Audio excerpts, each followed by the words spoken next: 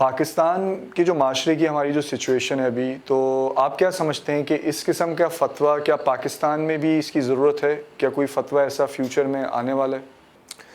دیکھیں، میں یہ دعویٰ تو نہیں کرتا کہ میں بہت بڑا مفتی ہوں، مگر میری ناقص رائے کہہ لیں یا ٹوٹی پھوٹی رائے کہہ لیں یا آپ اس کو جذباتی کہہ لیں، میں دلائل کی دنیا میں میرا فتویٰ یہی ہے کہ جو مرد اس زمانے میں 2 بیویاں رکھنے کی طاقت رکھتا ہے اس پر 2 شادیاں واجب ہیں۔ اگر وہ نہیں رکھے گا 2 بیویاں تو قیامت کے دن اس سے اپنی قوم کی عورتوں کے بارے میں سوال ہوگا۔ کہ دیکھیے، ایک اس کی مثال ایسے، باپ کو جیسے اپنی بیٹیوں کی شادیوں کی فکر ہوتی ہے کہ میری سب بیٹیوں کی پراپر طریقے سے شادی ہو جائے، تو باپ کو اپنی بیٹیوں سے جتنی محبت ہے، اللہ کو اپنی مخلوق میں جو اللہ کی مخلوق میں جو عورتیں، اللہ کو اس سے بھی زیادہ محبت ہے۔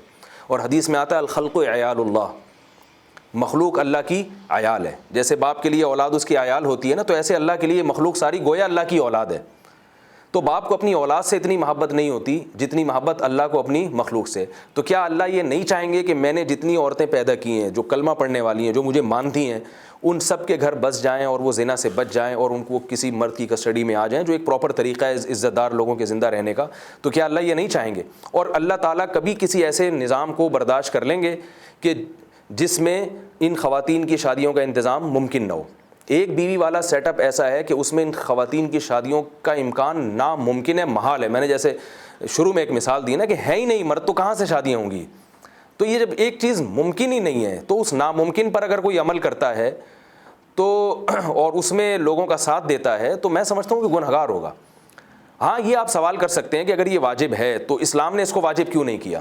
تو یاد رکھیے، اسلام نے واجب اس لیے نہیں کیا کہ جس زمانے میں اسلام نے مرد کو 4 شادیوں کی ترغیب دی ہے، یہ وہ دور تھا جس میں مرد 4 سے بھی زیادہ بیویاں رکھتے تھے، اس میں ضرورت نہیں تھی واجب قرار دینے کی، اس لیے اسلام نے مستحب قرار دیا، سنت قرار دیا۔ بھائی ٹھیک ہے، واجب نہیں ہے، آپ میں استطاعت ہے تو آپ کریں، ثواب ہے، اس میں سنت ہے۔ لیکن اس معاشرے میں جہاں سب ایک کر کے بیٹھے ہوئے دوسری شادی کو جرم سمجھا جا رہا ہے، اس میں سنت نہیں ہے، اس میں واجب ہے۔ اس کی مثال دوں، دیکھیں تجارت قرآن نے صرف تجارت کو حلال کہا ہے، احل اللہ البیع وحرم الربا، فرمایا کہ بیع اور خرید و فروخت اور تجارت حلال ہے، سود حرام ہے۔ تجارت صرف حلال ہے، حرام نہیں ہے۔ کیوں؟ اس لیے کہ تجارت کا حکم اللہ نے ایسے معاشرے میں دیا جہاں پہلے سے تاجر وافر مقدار میں موجود ہیں، اس معاشرے کو کہا جا رہا ہے کہ حلال ہے۔ آپ کے پاس 2 شعبے ہیں، ملازمت بھی ہے، تجارت بھی، تو آپ اگر ملازمت کو ترجیح دیں، تجارت نہ کریں، اور آپ دلیل یہ دیں کہ قرآن میں تجارت فرض نہیں ہے، صرف سنت ہے یا مستحب ہے، میں نہیں کروں گا، تو ٹھیک ہے، آپ کی دلیل دیں۔